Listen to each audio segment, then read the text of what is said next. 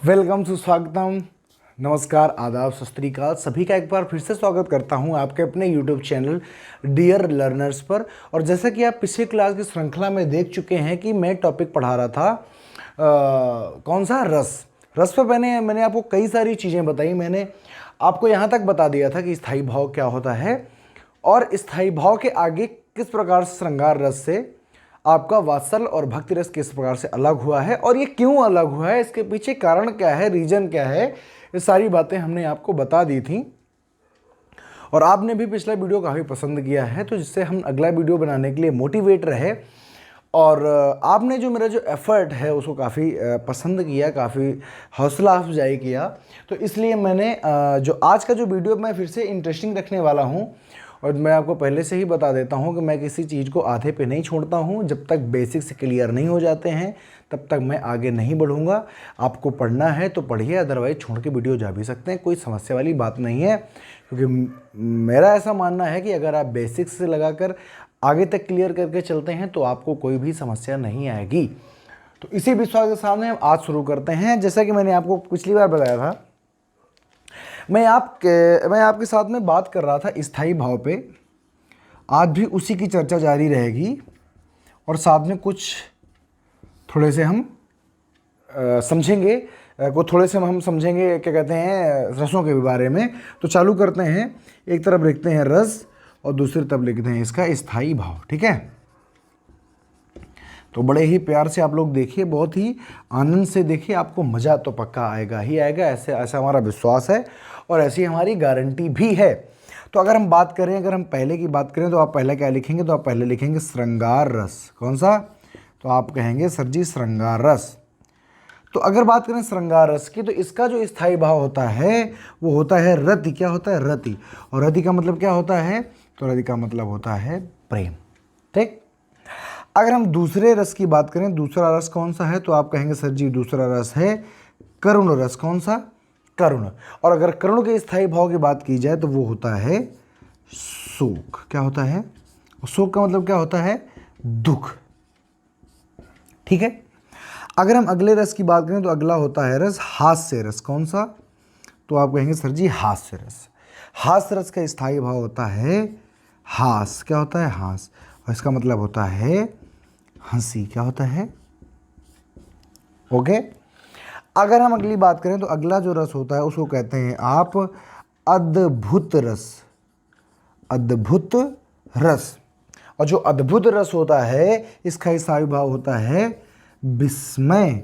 और विस्मय का जो अर्थ होता है वो होता है आश्चर्य। क्या होता है? तो आप कहेंगे सर जी आश्चर्य होता है, ठीक। तो चार प्रकार के हमारे हो गए। हम अब बात करते हैं आगे की। तो अगला जो हमारा रस है, जो 5वें नंबर का जो है, उसको हम कहते हैं रौद्र रस। कौन सा? तो आप कहेंगे रौद्र रस। और जो रौद्र रस होता है इसका स्थायी भाव होता है प्यारे बच्चे क्रोध। क्या होता है? क्रोध। अगर छठे रस की बात करें तो आप कहेंगे होता है वीभत्स रस।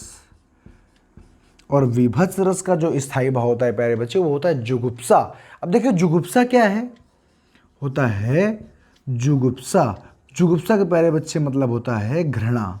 और ये कैसी घृणा होती है? तो प्यारे बच्चे ये घिन वाली घृणा होती है। जब किसी को प्रसंग को पढ़ते समय कोई ऐसी बात हो जाए जो घिन आने वाली बात हो, अंदर से आपको घिन आ जाए, आपको उल्टी जैसा माहौल हो जाए, तो समझ जाना कौन सा रस है, तो आप कहेंगे बीभत्स रस है।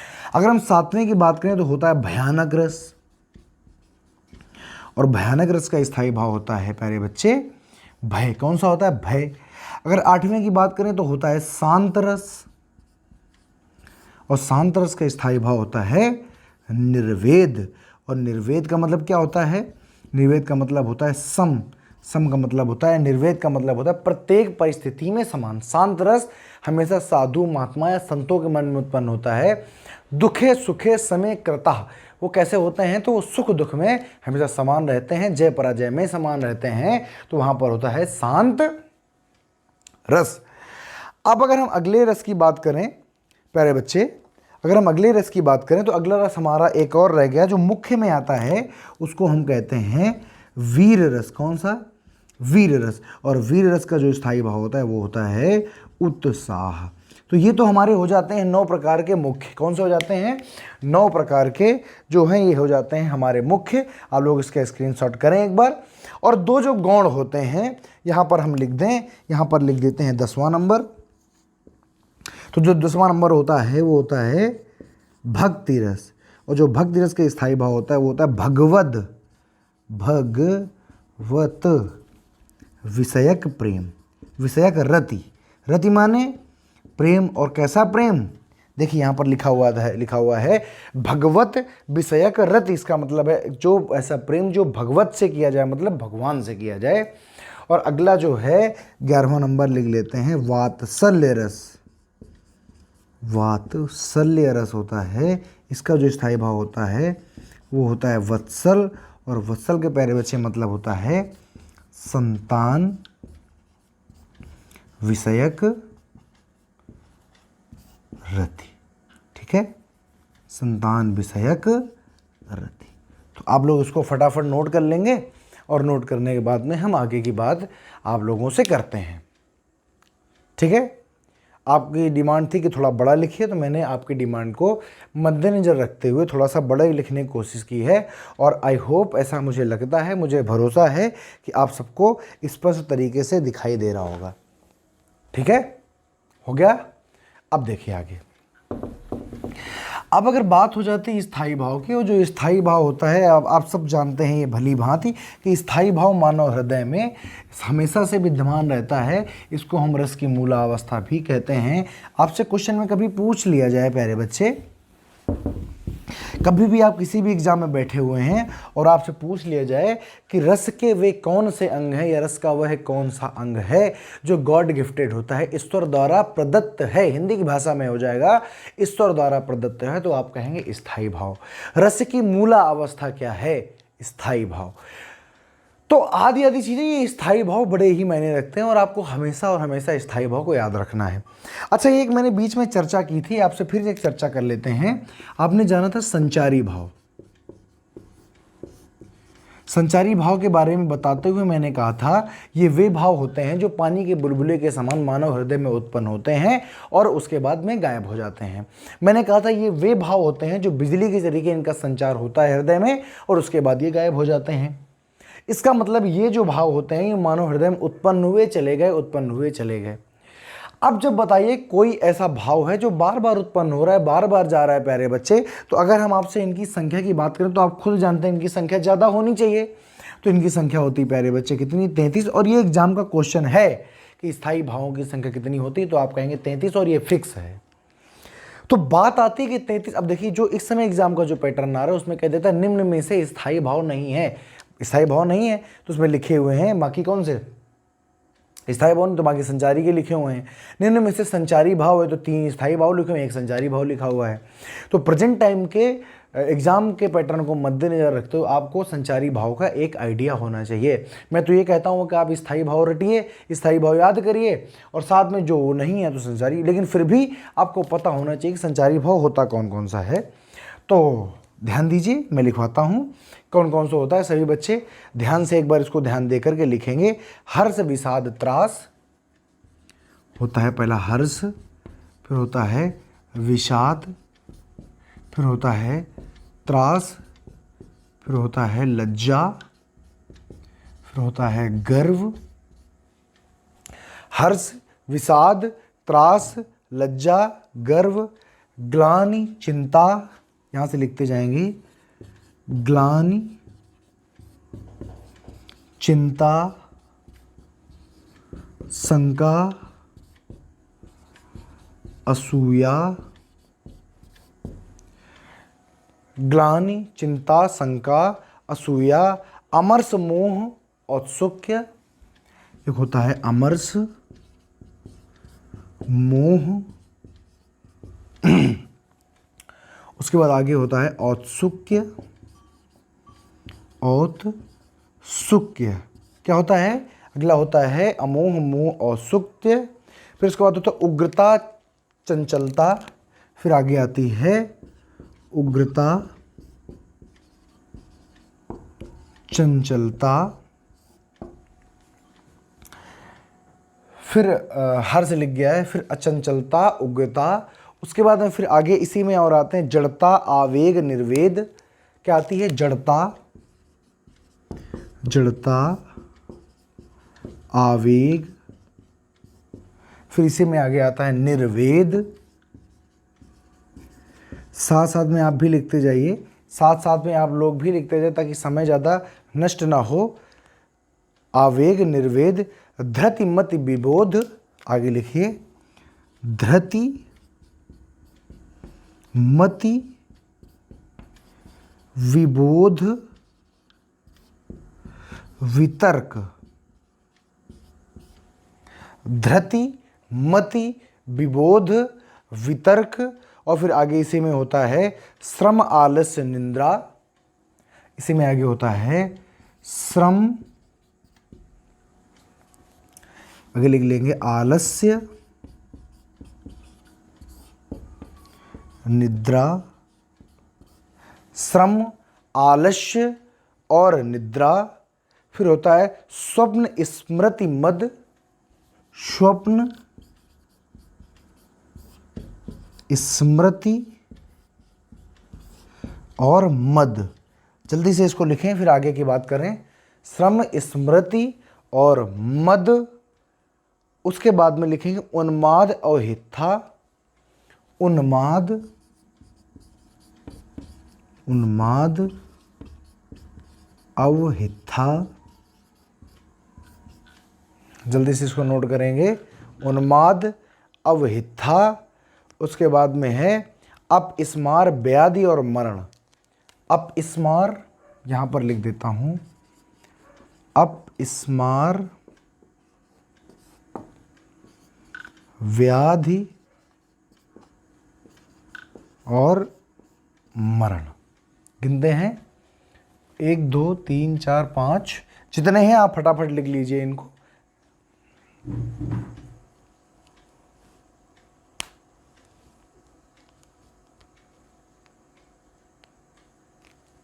और एक यहां पर नहीं लिखा हुआ है, लिख लीजिए दीनता। जल्दी से स्क्रीनशॉट करें फिर आगे की हम बात करते हैं। ठीक है, मेरे हिसाब से आपने स्क्रीनशॉट कर लिया होगा।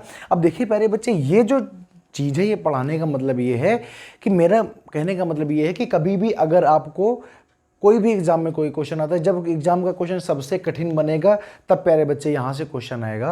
आपसे पूछा जाएगा कि निम्न में से संचारी भाव नहीं है या निम्न में से संचारी भाव है।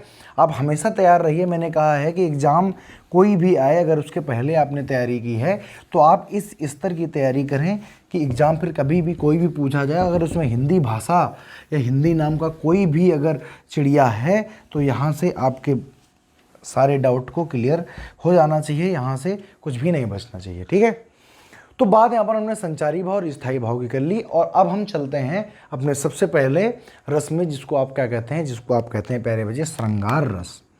तो आज हम हेडिंग लगाएंगे सबसे पहला रस, जिसको आप कहेंगे श्रृंगार रस। तो देखिए बच्चे, अभी अभी मैंने पढ़ाते वक्त आपको बताया कि प्यारे बच्चे जो श्रृंगार रस था, जब इससे वात्सल्य रस और जब इससे भक्ति रस अलग हो गया तो ये केवल नायक और नायिका के लिए ही बचा, पति और पत्नी के लिए ही बचा। तो यहाँ पर अगर हम इसकी परिभाषा लिखना चाहें तो हम क्या लिख सकते हैं कि नायक नायिका आदि की प्रेम चेष्टाओं का जिस अलंकार में, जिस रस में वर्णन किया जाए उसे ही श्रृंगार रस कहते हैं। किसकी? तो हम लिख देते हैं नायक व नायिका। इसकी जगह पर एक शब्द और प्रयोग किया जा सकता है, महिला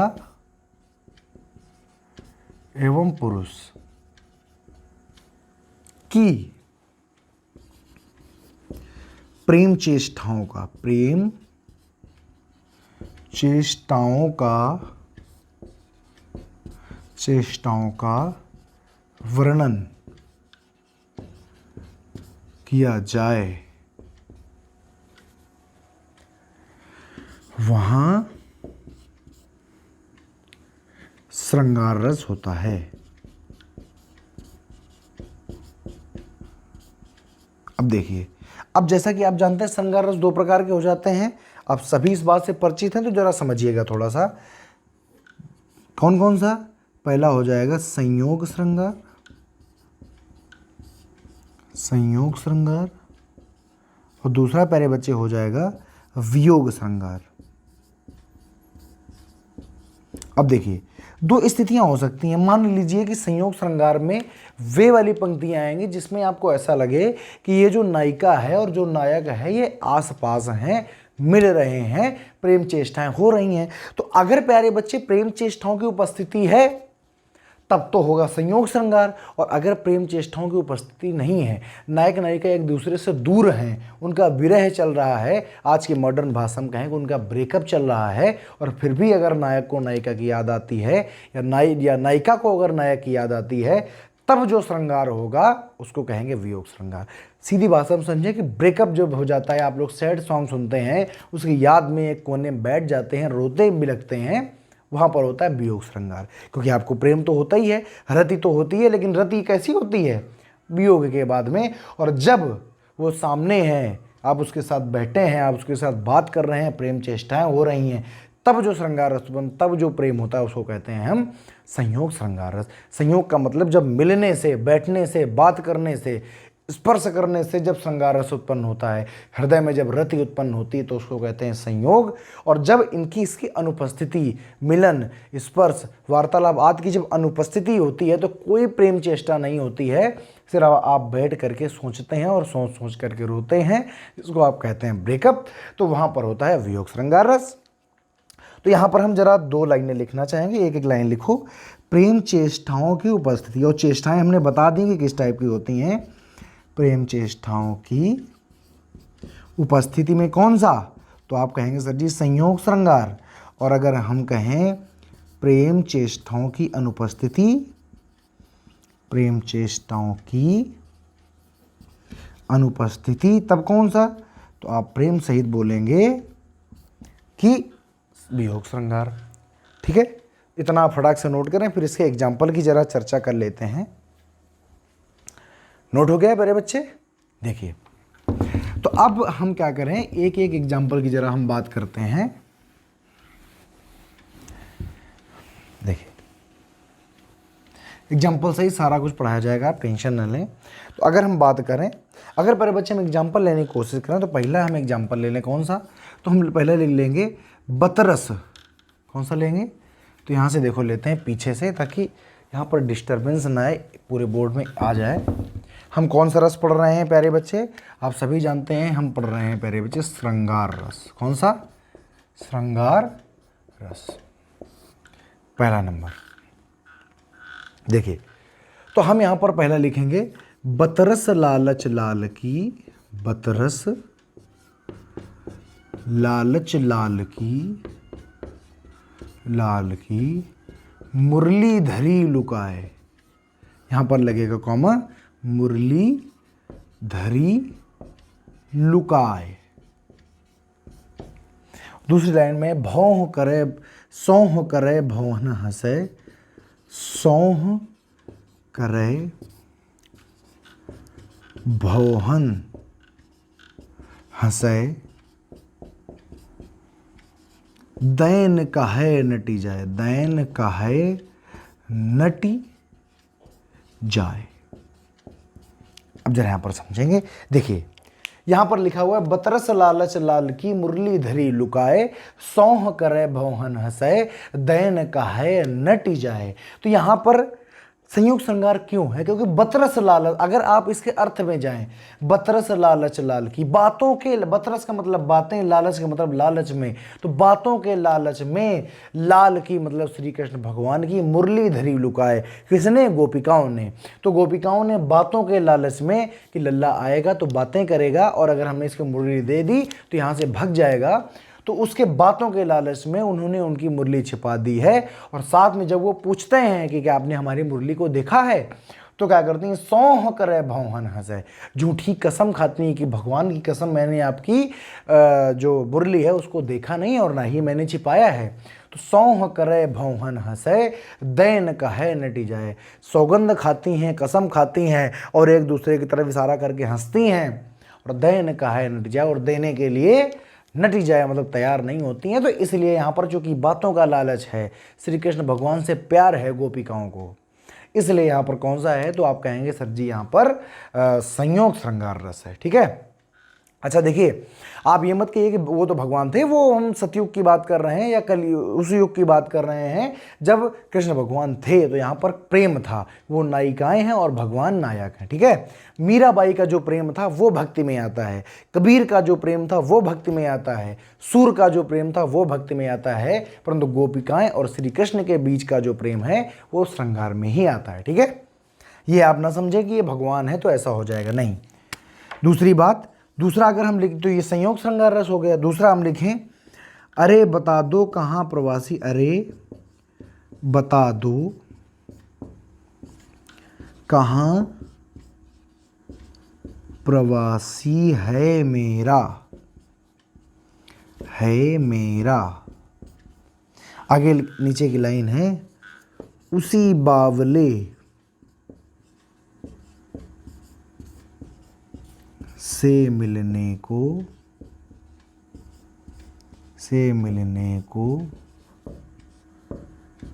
डाल रही हूं मैं फेरा, मैं फेरा। अब देखिए यहां पर क्या लिखा हुआ है, लिखा हुआ है अरे बता दो कहां प्रवासी है मेरा।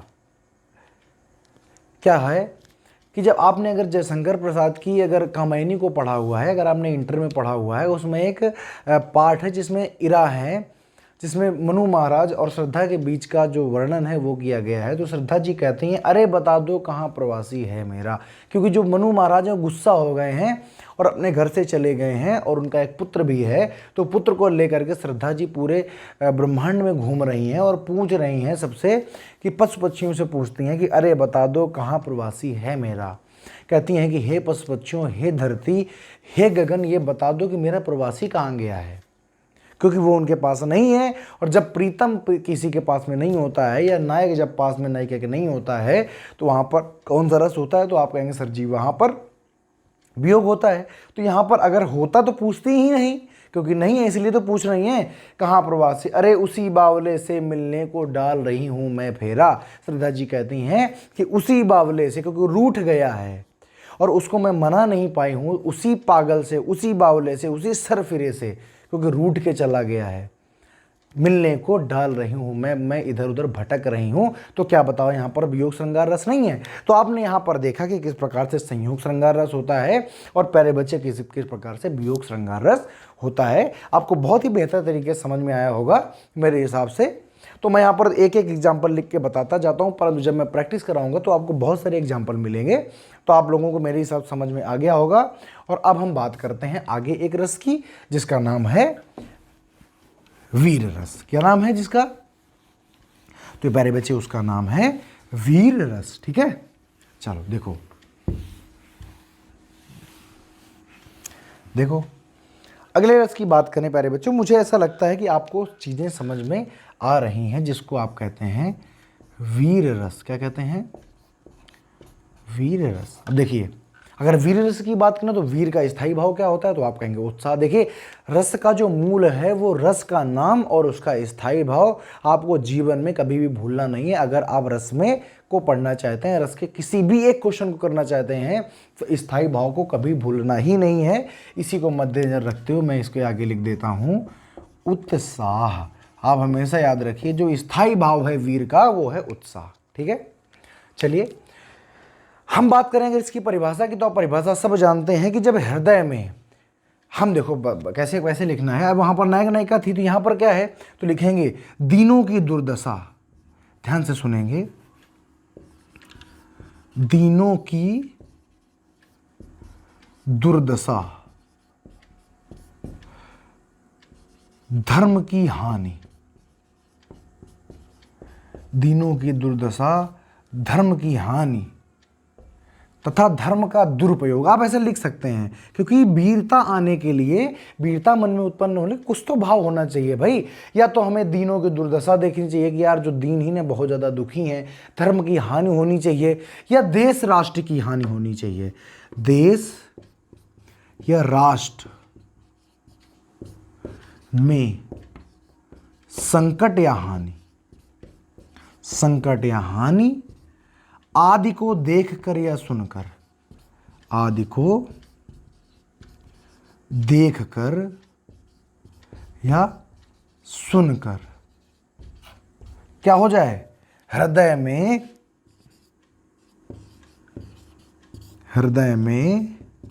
कौन सा स्थायी भाव, उत्साह नामक स्थायी भाव जागृत हो जाए, उत्साह जागृत हो जाए, सीधा लिख दे, उत्साह जागृत हो जाए।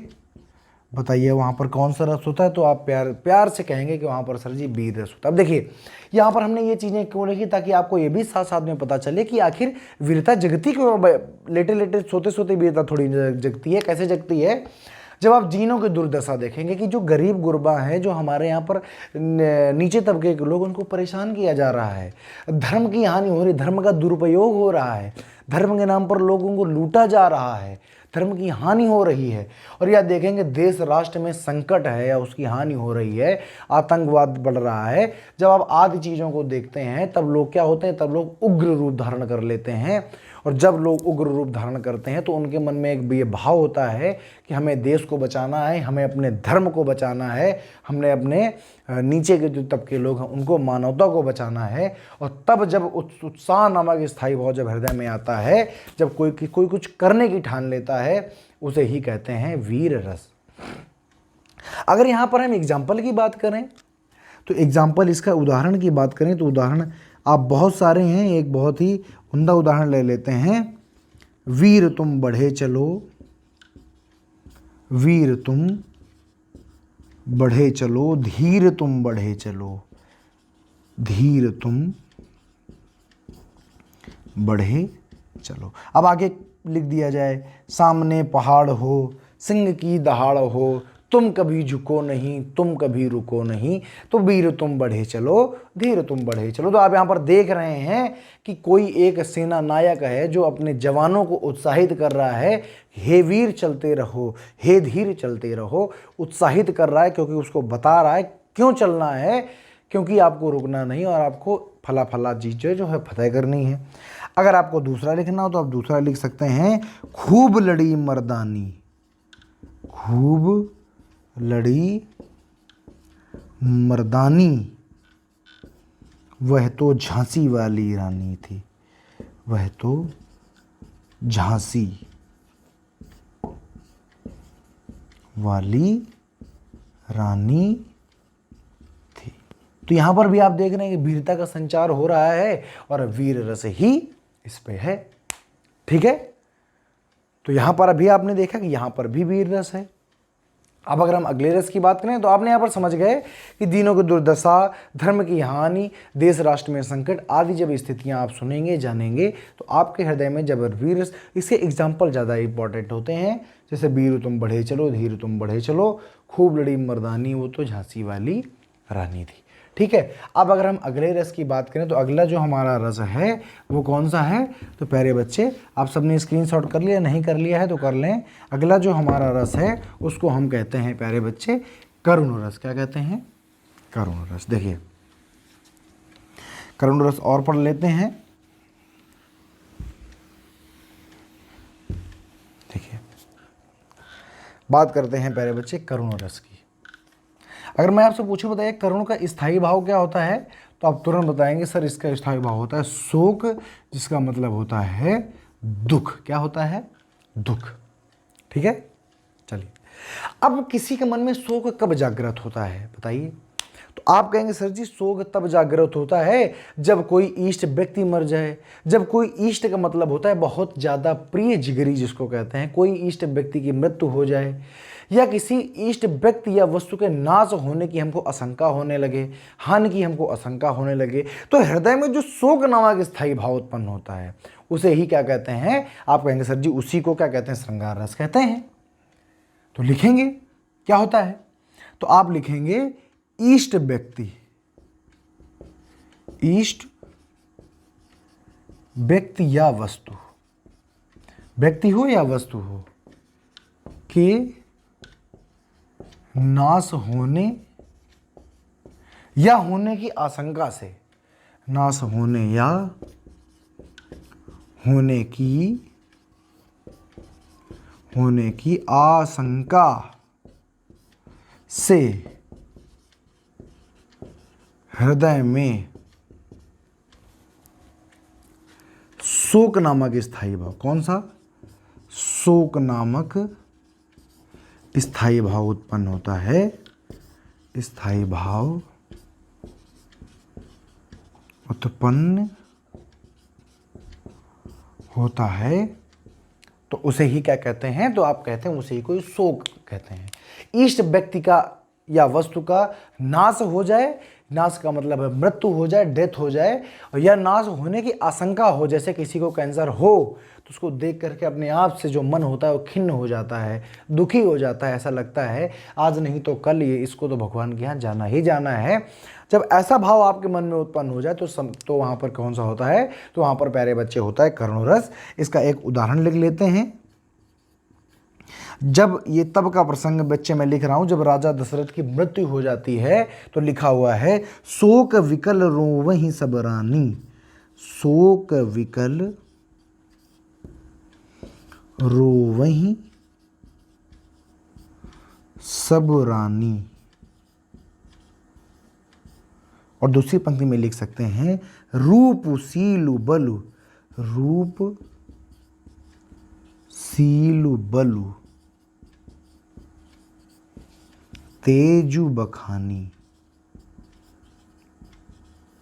तो ये प्यारे बच्चे तब का प्रसंग है जब राजा दशरथ की मृत्यु हो जाती है और वो जो उनकी रानियां हैं सुमित्रा, कौशल्या और कैकेयी, शोक विकल रोवहीं सब रानी, जब राजा दशरथ की मृत्यु हो जाती है तो उसके शोक में आकुल हो करके शोक विकल इतना रानियां इतना ज़्यादा रो रही हैं, जो कि रूप सील बल तेज बखानी, जो कि विवेक, रूप, सुंदरता आदि का जो बखानी हुआ करती, जिनका बखान करने में बहुत बहुत समय लगता था, ऐसी रानियां आज रो रही हैं। और आगे इसमें प्रसंग है, करहीं विचार करहीं विलाप अनेक प्रकारा, हर प्रकार से विलाप कर रही हैं। और परहीं भूमि तल बारहीं बारा, इसका मतलब है रोते रोते धरती पर गिर पड़ती हैं, मूर्छित हो जाती हैं, परंतु चूंकि इतना शोक है मन में, इतना इष्ट व्यक्ति के जाने का इतना ज़्यादा नाश होने की इतना ज़्यादा चिंता है कि वो रो रही हैं, बिलख रही हैं, परंतु मोहताज हैं कि कुछ कर नहीं पा रही हैं।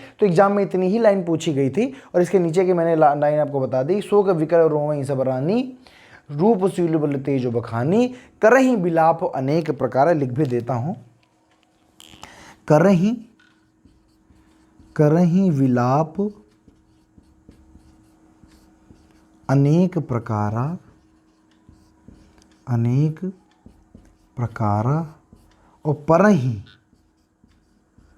परहीं भूमि तल बारहीं बारा,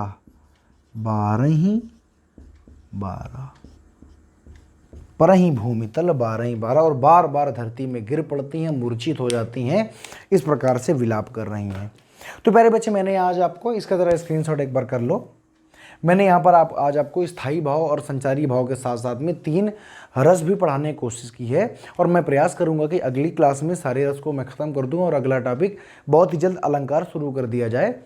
तो यहाँ पर आपने एंजॉय किया होगा, पढ़ा होगा, समझा होगा, देखा होगा, जाना होगा, और साथ में ही मैंने आपसे पहले भी कहा था कि आप इसका रस लो, ये रस है, ये आनंद है, आप इसका आनंद लो, आप अनुभूति करो मन में, रियल लाइफ से जोड़ो कि जब किसी का इष्ट व्यक्ति, आपका इष्ट व्यक्ति या वस्तु का जब विनाश हो जाए, विनाश होने की आशंका हो, तो आपके मन में कितना शोक होता है, आप कितना रोते भी लगते हैं। वही जब दशा यहाँ पर आती है तो वहाँ पर करुण रस या शोक या करुण रस होता है, जिसका स्थायी भाव है शोक। आज के लिए यहीं तक रखते हैं, अगली क्लास में आगे आके कंटिन्यू करेंगे। तब तक के लिए नमस्कार तो है ही, साथ साथ में आपको क्या करना है आपके एंड से वो आप बहुत बेहतर तरीके से जानते हैं, बार बार हमसे ना कहलवाएं तो बेहतर होगा। और बाकी तब तक के लिए नमस्कार, जय हिंद, मौज करिए।